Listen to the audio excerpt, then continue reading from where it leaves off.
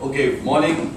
Welcome to the Entrevista interview with Raj Nair, founder, chairman of the international consulting firm Avalon Consulting.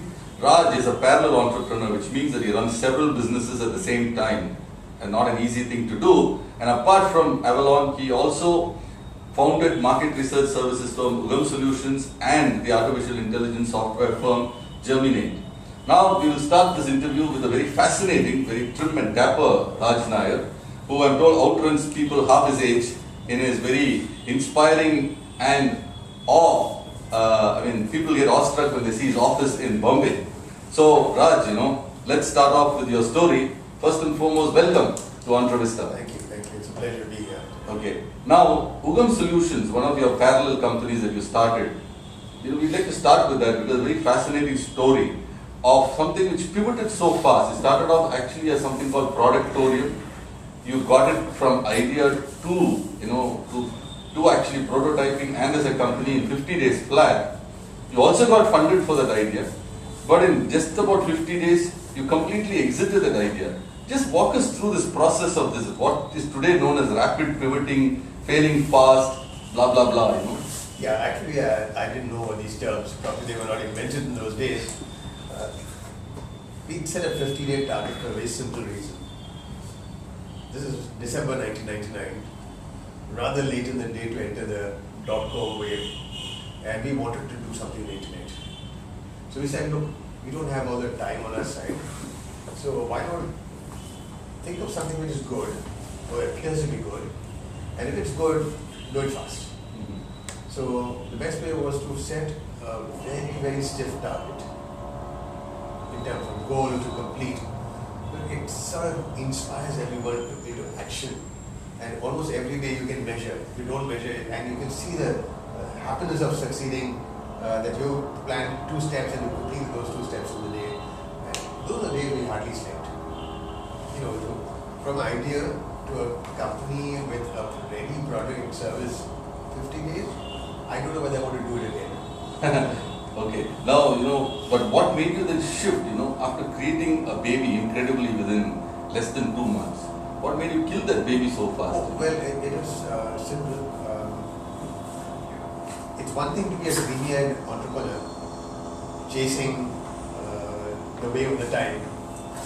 Another thing to be an astute business. It was very clear in a few days' time that the idea which we are pursuing, that is comparison shopping, leading to another back-end subsequently, is not going to take off for about 5 years in India. It is too early in the game.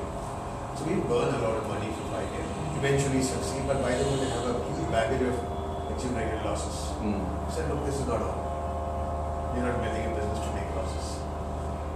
Even if venture capital was prepared to fund it. So we just said, okay, we are halfway through this process of building it, we realized it's not going to work. We said we'll complete it. And on the day when we did a presentation to the venture capitalists, they were very impressed by what was done. They liked it, and they said, you know what, it's not going to work. He said, why don't you present it to us? We think it will work. We said, I don't think it will work. If you're interested really in us, fund our CV. If you're prepared to fund our CV, we'll come up with something sensible. They just took a few minutes and said, yeah, done. We'll fund your CV, we'll put the money in your bank, make sure you use it sensibly. So there's a big responsibility to make use of that money sensibly. And what we knew was market research. And we said, internet, global connect, speed, why not we then do what we know as market research? How about bringing the analytics part of market research to India, doing it out here, and there's data transmission not a problem anymore. So that's how we went from this sexy .com thing to a very mundane but powerful business model. Now, there are 2 things here, which kind of leap to my mind. One is heady days of the .com, 99, 2000. People at that time were talking cash burn. Don't worry about revenues. It's about building a business, inverted comma, whatever that meant. And the second thing is a person like a venture capital, placing faith in a team which didn't have an idea. How did you manage this exactly? We had a track record as a consulting firm, and we did strategy as well as marketing. research. So there's a certain amount of credibility about the team.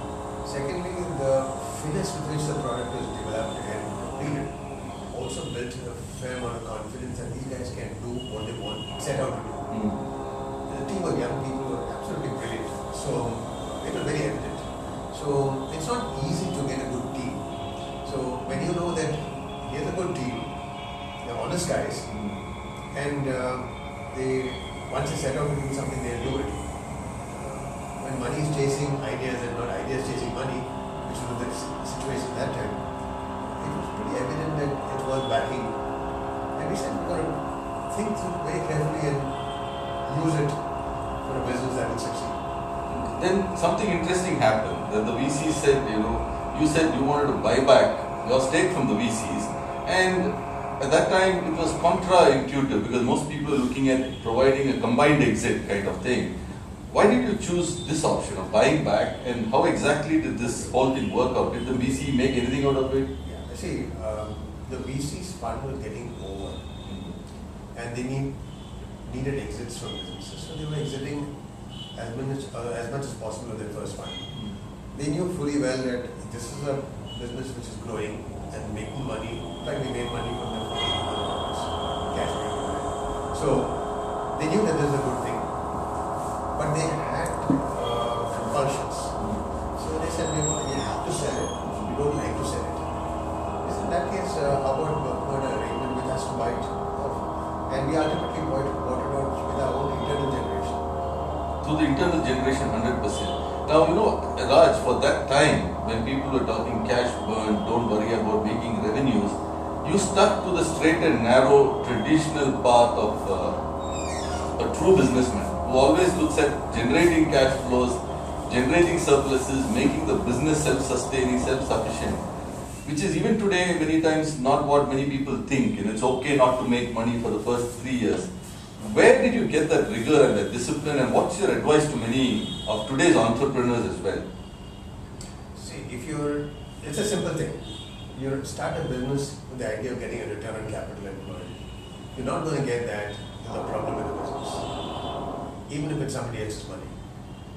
Ultimately, you're responsible to get returns for the investors. So, looking at the profitability of the business you do is a damn thing. Over the years, one has realized it's not just profit and loss, but you have to focus on cash flows. So, if I were to look back at 2000, I would say one was focused more on P&L rather than cash flows. Today, one will be focused more on cash flows because automatically P&L will come. You won't get cash flows without it. There's no point in building a business, not a P&L, but all the money, debtors and this and that, and no cash flows. So, being a management consultant for over a decade and having worked in a bank earlier, one was clear that at the end of the day, what talks is profit. Right. Now, another very interesting thing is you already had another company, Avalon Consulting, and then you started Ugam. And always these fellows who fund you from outside, whatever name you call them, VCs, investors, whatever, have this worry about this conflict of interest and where is the key management time going. How did you kind of figure out how to convince them? How did you figure out that you can satisfy all these stakeholders? Neither the VC nor we realized that there's a conflict of interest, there's a problem. We clearly said that this is a new business, so that there's adequate time and attention placed. We'll have a twin strategy. We'll keep Avalon out. The founders who are part of Avalon will spend adequate time at the board level. We will have a full-time CEO and a team under them who will actually execute. In most businesses that works. Ownership and management is separate and it works. So we were very clear that we wanted to build a solid business, not by putting one leg here, one leg there, and make the rest of it. So while I was executive chairman, there was a lot of freedom given to the CEO and the rest of the team to build the business. And outstanding people. And did you also structure some kind of equity arrangement with all these newer team members so that people felt that you were walking the talk and actually made sure that they had skin in the game? Okay, there are two things. First of all, the CEO was not a hired CEO. There was another team of entrepreneurs, two brothers, cousins, who were also trying to get into the business. We said, why don't we put the business together and make it one? And as a concept, and you guys run it. I'm very passionate about running consulting. I spend my time there. You run it, you build it, we work together. So automatically share was there. There was another youngster from Avalon who was just a year and a half in the company. He was selective, I would say, to build our product order. And the deal with him was, look, four of us will invest from Avalon. You will be one of the five who will work, or probably a major part of the work to be done. So we will divide this 4 into 5 parts, and you'll get 1 part free. So we got 20%. So today he's worth a lot of money, but he's earned more than me. So if there was skin in the game. Okay, because this is very interesting for many younger entrepreneurs also to figure out that you can actually build different kinds of businesses by actually creating and investing in a team. That's basically what I'm getting from you. Now, the other part of the equation was the VC, and since you had no prior experience of taking outside money, what exactly did the experience teach you about working with a VC in Productorium stroke Ugam, See, the VC today is different from a VC of 2000. Okay, they were innocent days. You did the right things, you did work on trust and so on and so forth. Today, if you want to deal with a VC, you got to deal with it in a very, very formal manner, and you are preparing 300 pages of documents, and then arguing about this clause and that clause. That was a different situation. You won't believe. We had this VC telling us, okay, we're going to fund the team. And then we said, look, we don't want to go through 3 months of documentation and arguing and legal thing. Let's sit together in a room, start at 9 o'clock. We don't leave that room till we finish all the documents. Even if it is to spill over to the next day. It was agreed. By 4 o'clock that afternoon, everything's sealed. There were the lawyers on both sides, the VC, the entrepreneurs. We said lawyers can't talk, only the entrepreneur and the VC talk. What they say in English will be translated into legalese. That's it. So there was no conflict or arguing about legal niceties. We knew what we wanted, they knew what they wanted, we knew what was expected of us, they knew what was expected of us. It was a fantastic one day. And as I said, the world was not so complicated, so they didn't have to take hundreds of things. And today, if you take a funding from VC, there'll be 100 CPs, conditions precedent. Now you spend the next 15 days to 2 months trying to comply with the CPs. And at the end of it, you see. So I'm saying that those are innocent days, these are much more rigorous days. But do you think, the focus has in some way shifted from building a business to, satisfying a legal agreement? Somewhere you think that the fun is being taken out of this whole game and excitement of building a business? I think dealing with a good VC, the VC will make sure that doesn't happen. Especially if it's a VC which is comprised of people who have done business, set up businesses and so on. If it's a VC who is just coming with a financial background, what you say might happen. So even in the next venture, when we were looking for a VC, we wanted to deal with some people who actually have built businesses and sold. So they know what it takes to build a business. They know what the pangs of the entrepreneur are. They can actually support and they can see their entrepreneur's point of view. So what you're really saying from what somebody else told me was that if the chemistry is right, the arithmetic will take care of itself. Absolutely. Well said. Okay. Now we've talked about your, we've jumped somewhat into the middle of your entrepreneurial foray. But we know that sometime in your past life you did something called an IIT degree. And at that time itself, in the initial days, you wanted to become an entrepreneur. What was the background that you had, personally, and what drove you to, get this entrepreneurial spark? Yeah, actually, when I started IIT, I was very clear that I'm going to US, do a PhD and become a scientist and all kinds of good ideas were there. But halfway through the IIT course, I said, look, one must become an entrepreneur. One had gone to so many factories as part of the factory visits and so on. But everywhere there was absolutely no innovation going on. What was dictated by Germany, the principles in Germany or the US had to be done. I mean, R&D was a testing lab in most places. It was a joke. I said, look, what are we all studying so much for at various institutes, not just the IITs? And we're not going to use it. So why not actually, so here's a country where in the manufacturing sector at least, hardly any innovation is happening. So if you want to innovate, it's an opportunity for a business person. So I said, okay, well, I'm going to do something, and try to do something innovative. But by the time one went to IIM Ahmedabad, one realized engineering and manufacturing is not the only thing in the world.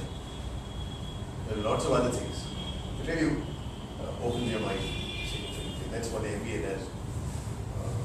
That's when I realized, actually services business probably suits me more. One problem I have is that people think that my view on ethics is too black and white. I don't like anyone sailing close to wind. I don't like anyone taking a step, even a slight step away from rigid ethical rules. But that's possible for you to do in business if you're in services. I'm told by my friends in manufacturing that there are hundreds of inspectors and it's not possible to remain purely ethical. So I'm more comfortable in a space where I can say no and say get lost. I'm not going to be enticed or forced into doing anything which is not considered to be ethical. So services business gave me the opportunity. It is perfect in the sense that there are opportunities to innovate, opportunities to create business. You don't have to do any nonsense. You can keep your sheet absolutely clean and enjoy it. And a day's work and a good night's sleep. One of the things that seems to come out from your response is exposure. What you talked about, exposure to through factory visits, exposure through different kinds of learning. Do you think a lot of entrepreneurs suffer because of this tremendous lack of exposure? In India particularly, where we don't even have a liberal arts kind of orientation, we don't allow experimentation. Do you think that itself hinders a lot of entrepreneurs? I think so. I completely agree with you. And you've been an entrepreneur, I'm sure you will also felt the same. If you don't get exposure, you're not likely to see what are opportunities and you don't see what are the things you should be doing. So one of the things I said to myself when I was in IIT is that I will work for 5 years anywhere. Primarily, the objective is not to go up in that organization, but to understand how organizations run, understand what bosses shouldn't be doing. Because as an underling, you can see behavior patterns of people which are destructive, behavior patterns which are very constructive. And there's a lot to learn from those people and those situations which come in extremely handy. So I'm saying there's a great school called experience if you're looking for learning. If you're going there in the morning and coming back in the evening and say I've done my job, then sorry, you're not going to get anything out of exposure. Now, after you worked first as a merchant banker with ANZ, Grindlays Bank, and you now folded into Standard Chartered and all that, what made you set up the company that you today have in 1989, Avalon Consulting, or its precursors, What made you set up this particular variant of services, and how did you go about getting your first few customers? Walk us through that initial few Before days. setting up the consulting company, I set up a market research company, which is B2B space. So as a merchant banker, I had seen so many reports. Now I won't name companies, but I didn't think terribly highly of the reports.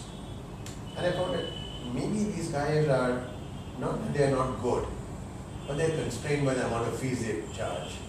Therefore, they're not able to hire great people, do a great job. I said, no. Here's an opportunity because I'm saying that in India, they're saying the quality of B2B market research is not what it ought to be. And when I did my numbers, I said, look, if I need to that kind of to do that quality is going to take much more effort and probably much better quality. So I said, let me hire IIT types or any good institution. Don't compromise on quality. and charge double the market leader's price. So on day one, we started to say, my fee is going to double the market leader's price. Doesn't matter if it's got a shocking impact. And then we hired people who are not people who are required for market research, but for a higher fee. Fortunately, both things worked out. The higher fee and the quality of people they were dealing with. It just worked out. There's only one company, a multinational company, which says, sorry, we can't pay you 100% premium over the next highest score. 70% if you're prepared to settle for 5.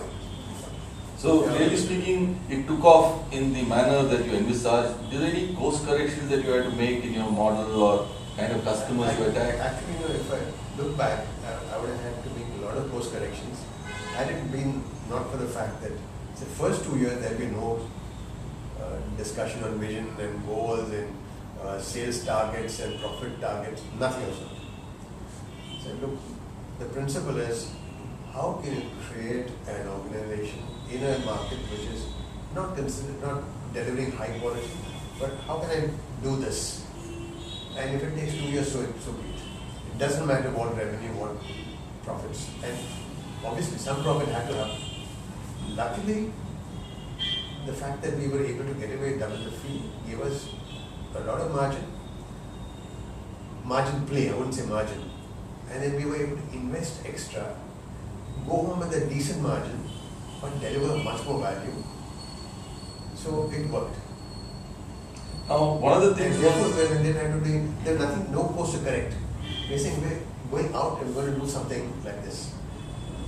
And it's not as if there's a straight and narrow saying target of this. We didn't have a business model even. Today you say, laugh and say, well, how stupid, how can you not have sales vision, how do you have not goals, no business model? We'll figure out how to do it. Do you think that's a good approach for many entrepreneurs who have the intent of being an entrepreneur, but haven't yet quite worked out what exactly they should do about entrepreneurship to kind of get in, kind of put their toes in, wet their feet a bit, experiment a bit before crystallizing? Would you think that's a good approach, or do you think that there are different strokes for different folks? The second part is absolutely true in any case, but I'm just saying that there's a difference between chaos and experimentation. If you know what you want to achieve by experimentation, by all means experiment. If you say, I don't know what I want to do, I don't know where I want to go, I think I want to go, then we like Christopher Columbus. He wants to reach India, no homework done, no work done even on the way whether he is heading towards India, and he landed in a place, luckily for him. But for every Christopher Columbus, I'm sure there have been thousands of guys who got nowhere and sank. So I think it's good to have the flexibility, good to tell yourself, because I'm not set my path, I have to every day wake up and check where I am. Am I getting anywhere? You can't drift. It will impose actually much more discipline than if you had a plan. So what you're saying is a variant of, if you don't know where you're going, anyway will take you there. Don't be like that. May not get you where you want, but therefore you have a need to check every day, well, is it happening or not happening? So what the importance of placeholders seems to have played a very important role in your life, I think, initially. Yeah. But even after that as well, having some placeholders to tell you where you are and where you are vis-a-vis the stakeholders seems to be a very important takeaway from your experience. Now, one of the things that also interests me, being a person who's also been in a similar line of business, is the Indian market for some of the services that you were in has traditionally been quite small, very restrictive. And did it really make sense to focus on such a market where like we used to have the saying that the price of information is equal to the cost of photocopying? And you must have faced the same thing. Did it make sense to keep focus on such a market for so many years? Is it really paid off? See, right from the beginning, we never offered information. The whole mindset, whether we're doing market research or analytics as we do in Ugam or in consulting, always insights leading to solutions.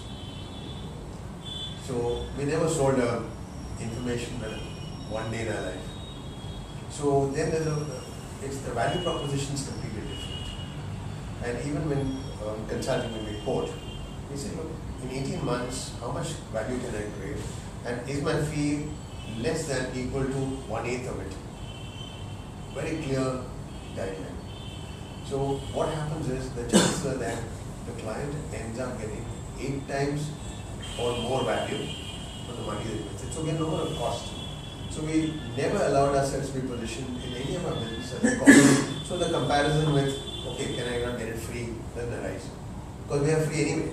If you're producing 8 or 20 times value on what somebody gives, and that too in a period of 18 months, then you can't be seen as anything but zero cost. So the shift is too bad. So even for this thing I told you at the beginning that we said we would double the price. Obviously you can't go to some place and look, XYZ company is the biggest in this country, they charge X. You know what, we're going to charge you 2X. Throw it out the window, especially because we have no experience or name or reputation. So it had to be sold as value. That's why the it costs 2X. Why are we talking about cost? Good. Now, one of the things that you did very early on, 4 years into Avalon, is to have a tie-up with OC&C Strategy Consultants to kind of bring a foreign linkage. Yeah. What was the rationale, and tell us how it kind of worked out for you guys? Actually, a small correction. It is before OC&C there was another tie-up called Catchers. See, when India opened up in 1990, it came as a surprise to many people. Actually, 2 years earlier, when we were consulting for BASF, no, not BASF, Bayer, who wanted to create a case for dilution under FIRA, we advised them that there is no way you should be doing it. We think that this country is going to liberalize in between 24 to 36 months. The simple reason is that every year we've got a deficit of, current account deficit of so much, a current amount balance is so much, forex balance, it can't last for more than 1.5 years. There will be all kinds of things done. You can stretch your life to 3 years. 24 months to 36 months, we will not have money in this country to pay our foreign debt. India is a country which has self-pride. It won't let that happen. It's the basic hypothesis. In which case, they have to change a lot of things drastically. And so one of the things that's going to change is this requirement of foreign companies having to have 40% equity. That's why. So look, if you don't have foreign exchange, are you going to ease out on barriers to foreign exchange and inflow? We want more and more foreign exchange to come in from the corporate sector and so on and so forth. So how can FIRA continue 3 years from now? They bought it and they said, okay, in that case, what's going to happen to us? It means that we're going to have a market where there's going to be competition, no more licensing. If there's competition, there's need for strategy. We barely know how to spell the word strategy. Didn't know much about it. They said, no, we can't get into a market and talk about strategy consulting without having some capability. We must tie up with some people who are good at it. So we shortlisted 31 companies, small firms around the world, who were formed by ex-BCG, Bain or McKinsey guys. I went and personally met at least about 18 of them. One of them was Catcher, which we simply loved. They came to Mumbai, signed up, and we learned a lot of strategy from them. Because they used to tell, we did one big engagement in India, and it was highly appreciated by the client and by Catchers, the joint team. So they said, why are you wasting time here in India? And why should we form a joint venture to serve the Indian market? Because the market's small, the rates are low. You send your guys across to the UK, each one will stay for 6 months at least. We'll train them and we'll put them on the consulting jobs with our guys. There's no difference in exposure. So over a period of 4 years, the entire team got something absolutely amazing exposure. We finally learned what strategy consulting was. That put us in a different way. Simultaneously, McKinsey came here and raised the umbrella fees. So for us to triple our fee was not a big deal. So we learned what we didn't know, and it helped us to do things which we didn't know how to do, and we were pretty effective. So having that kind of foreign engagement at that time and a tie-up substantially added to your capabilities and therefore to the value that you could provide to the clients. We had hired people who should have been consultants and not market researchers in the very first place, so as to differentiate the market and create value. So when it came to getting to strategic consulting, the team was there, and the training came in extremely valuable. And so the methodologies used by McKinsey, Bain, what we learned, and we adapted them, and so it helped us. It's helping us even today. So this year, 2014, now 25 years since you started Avalon, and what are the key things from your journey through these 25 years that you kind of learned, and what are the key things that you might do slightly differently? Good question. That 25 hits you in the face, and you say, how old are you, man? Okay. You must have learned something along the way. Stop to think. Yeah, actually, every day is a learning. So there's so many things which one has learned, unlearned, and learned again, because the world is changing so much. Second thing is that the markets we are catering to have changed. Earlier we were catering to the Indian market. The Indian market has changed. Today we work in about 91 countries. Our market research division is spun off into a separate company called Avalon Global Research, which works in 91 countries. Our consulting company has done work in about 44 countries. So there's so much you learn about the world and different kinds of people, and the way you need to adapt to different cultures. So it's been a fantastic journey of 25 years, to put it, where learning has never stopped you one day. And what might you have done differently, or you're pretty happy with the way things have panned out? I'm pretty happy with the way things have panned out. If I knew this journey is going to be so exciting and nice, maybe I would have put in a different approach to it, a more structured approach to learning. But I suppose that was quite the fun. As a person, what has this 25 years you think taken out of you or contributed to your becoming, inverted comma, a better person? Okay. Very deep question. Yes. See, I don't know, better person or worse person. When I started my journey, I looked at colleagues as professionals, respected them as professionals, and it's all about delivering results to the client. Today I see colleagues as a person whose wife had a migraine in the morning and he had to deal with it before coming, whose child didn't get admission in a school which he deserved to get, but didn't. So one understands how the environment impacts human beings, behavior and output and productivity at the workplace. So if I would use one word, I would say empathy. It can't be taught in business school. It's only 25 years for people, dumb people like me, maybe 5 years for some smart people. It takes time to learn empathy. I think there's a lot to be said for people who are very classically schooled, especially in these business or technical oriented subjects like engineering, MBA, that where it becomes an input-output kind of equation to figure out that there's a context and other kinds of variables as well. That's why when you talk about liberal arts at the beginning, it is yes, that's something one missed.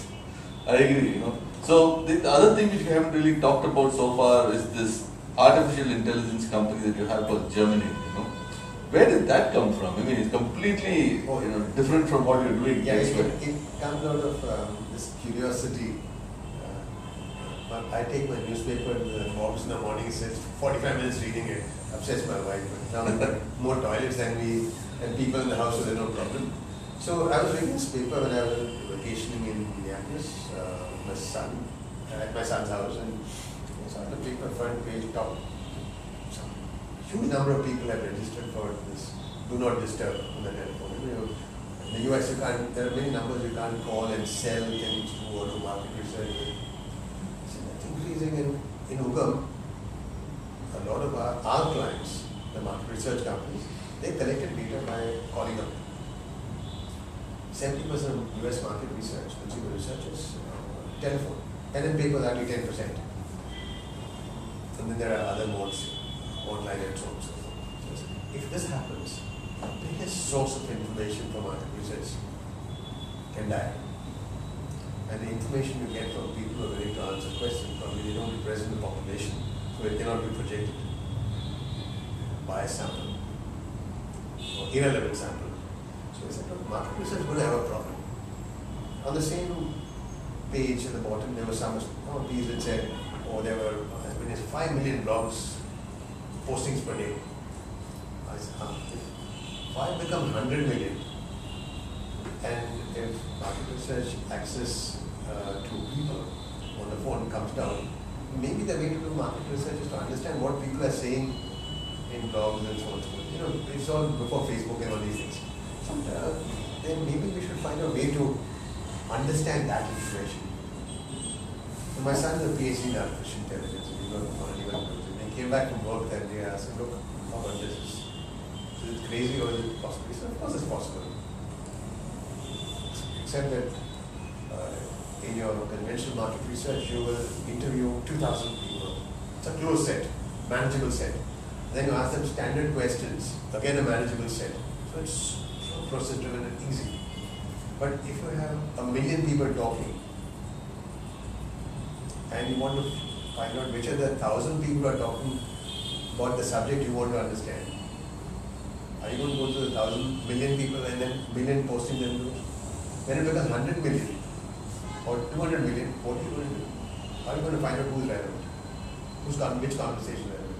And then, if there are 2 lakh conversations on the subject you want to do, are you going to read through all the 2 lakh and then do it?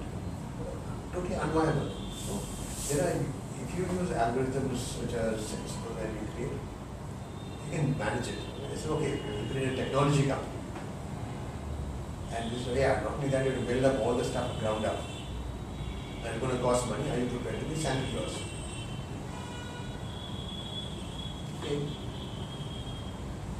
Here I have become Santa Claus.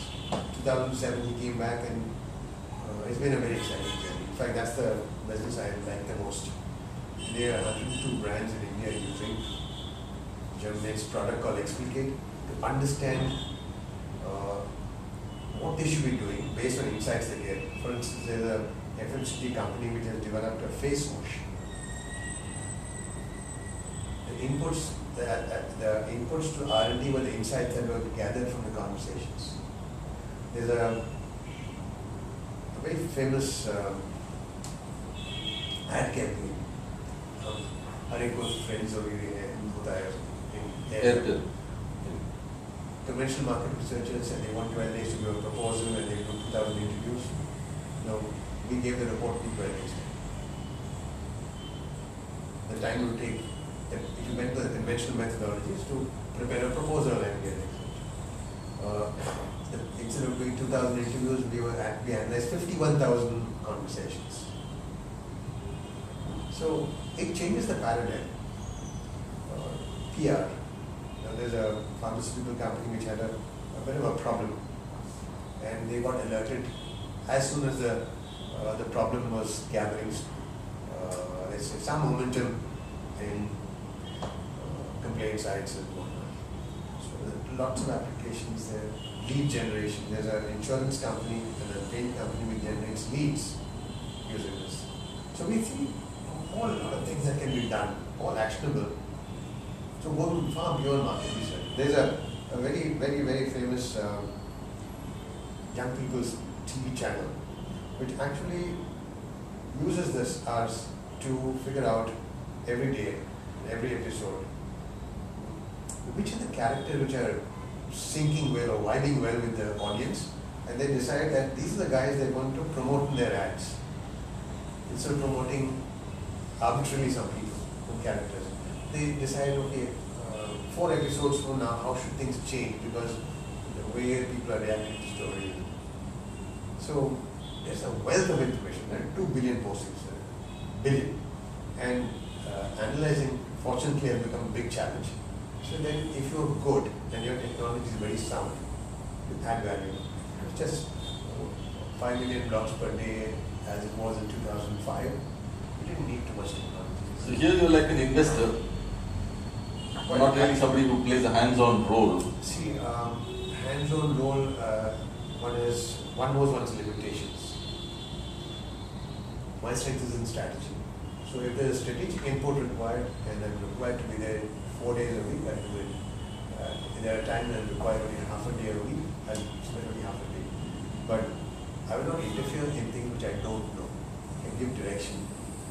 So I don't know the first thing of writing code, but I know what customers might want to use it for. So we can send these guys on a wild goose chase. Why don't you think of some idea of this kind? Develop One of the bigger lessons that's come for me from your how this idea was actually germinated is how a simple newspaper article and one which triggered some thoughts in your mind, two, linking it to something else, number two, and number three, then connecting with the right kind of resource, which luckily for you happened to be your own son. Making these quick connections and putting it together into, converting it into some kind of a value prop seems to be something that you've done repeatedly in your life.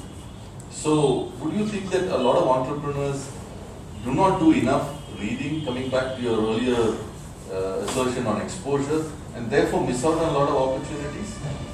I will not make a statement that a lot of entrepreneurs don't do reading. Back 40 years ago, 20 years ago, even today, you find one section of the population does a lot of reading and a lot of others don't. All I'm saying is that if you're one of those who don't read, you're missing out a lot in life. Whether it's your just knowledge building or whether it is for your entrepreneurial work, you're missing a lot. Because when you read, you know that what you read in 1 hour probably took 10, 12 hours for someone to write. And if it was print worthy, that person must be good. So you're missing out a lot of intellectual inputs and knowledge which a lot of people are prepared, I'm saying authors are prepared to share, and they share it, and you're missing it by not reading it. You may or may not accept it after reading it. Just throw it out of the ear. Because you might say, I don't agree with it, fine, but there's so much you can gain by reading. Now, you've been an entrepreneur for so many years, you've done so many different things, and any time when you felt like tearing your hair out and saying, oh my God, I wish I didn't do this, I should have listened to my father, mother or others and taken up a proper corporate job, stuff it kind of thing. It's interesting, my father never told me what to do. That was his principle. So I never told myself what to do. At the convocation after IIT, he asked me, he just told me after the photograph of that, he says, I wanted to become a doctor. I said, what? After my first year in IIT, I was so keen on becoming a doctor. I was confused and I came and asked you, I really think maybe I should go and become a doctor, not an engineer. And you had no word of advice. And here you are saying, right from the time I was born, you wanted me to be a doctor. You never told me once, even when I was tilting towards it. I think that's a big thing that he didn't tell me. Because when you don't tell someone what to do, the person has to work hard to figure out what to do. Then you own up the responsibility for what you did. I say, you can become whatever, someone tells you to do it. Then it doesn't work, you say, that guy told me to do it. He gave me wrong advice, I should have not done it. But this, you do it yourself, you know that you got to carry the can. But anytime you felt, this entrepreneurship was really not worth it, or it kind of took too much juice out of you, screwed up other parts of your life or something like that? Completely. Didn't screw up anything. No, one of those very happy journeys. Yeah. Now, one of the things that's always a struggle for entrepreneurs, which you seem to suggest that has not been a problem for you, is this issue of work-life balance and all that. How did you manage this over your more than 25 years as an entrepreneur? Yeah, actually, I don't understand this concept of work-life balance. See, if you look at entrepreneurship, it's about work and passion. Then you are a successful entrepreneur. Work and no passion doesn't get you anywhere as an entrepreneur. Simply life is about living and passion. So I see more about connect because both require passion. So I don't see a conflict. So if you're passionate about what you're doing in life and what you're doing at work, I don't know where the balance problem is. Both are contributing to the daily, the juice. So you see your work as part of your overall life, rather than necessarily as two distinct compartments. And that's the way, in your view, that you kind of got this Yeah, many people may disagree, but then they come. So you bring the dog to work, maybe the son, and My wife was a dog. I am the dog. I don't think anything to work. Okay, now so many years have passed by, and what now for you, for Avalon, for Ugam? What else is it that you got planned? See, these things don't get planned. One thing I'm clear is I'm not walking into the sunset like in the good old movie. I'm going to be doing something or the other. It may not be. I'm tending towards not money based. So I'm going to be working as hard as I work today, about 12 hours to 14 hours a day. But it will not be for money. That's what I see in the next thing. But not necessarily with Avalon or Ugam. They will continue to run as independent professional businesses. This will be more in terms of how you see yourself doing things. So which means one of the interesting things will be is what kind of succession or other issues have you got for Avalon and Ugam? None of the companies has any succession issue because it's built that way. See, unless you have great guys under you or with you, you cannot grow. So it was great guys came in not for succession purpose, for building the business. So when you go, it doesn't make a difference. So you managed to create a good team who's been with you for all this long journey and created a pretty good The team is institution. really good. If you don't have a really good team, you just cannot deliver anywhere. Because you can't be everywhere all the way. And in the knowledge business, it just takes the last job to be done badly to blow up your reputation. Right? So what advice, if I can call it that, or suggestions would you give to today's young entrepreneurs who are embarking on this journey as a kind of parting shot? I wouldn't arrogate myself to be in a position to say, here's the advice, these 5 things. I would say to make sure you're having fun. Make sure you're doing something that you're going to enjoy. Because when you're enjoying, all the hardships don't appear like hardships to you. But when you're not enjoying what you're doing, even a small thing becomes a big issue. So make sure that whatever you're doing is something you're going to really enjoy and gives you tremendous satisfaction and happiness. So don't get into some line of business where the money is great and let's do it. Unless you're going to enjoy that. That's all I can say. A great Maybe topic. they can be philosophical. Other more intelligent people give a philosophical twist to it. But I'm just saying it's just all about fun. You want to keep it simple, Raj. Keep it It looks simple. like that. Keep it simple. Okay, and keep things going with a constant flow. Yeah. It's been great talking to you, Raj. Lovely, and all the best Thank to you you. very much. Thank you. Folks, this was Raj Nair of Avalon Consulting in the Entrevista series with entrepreneurs. Thank you.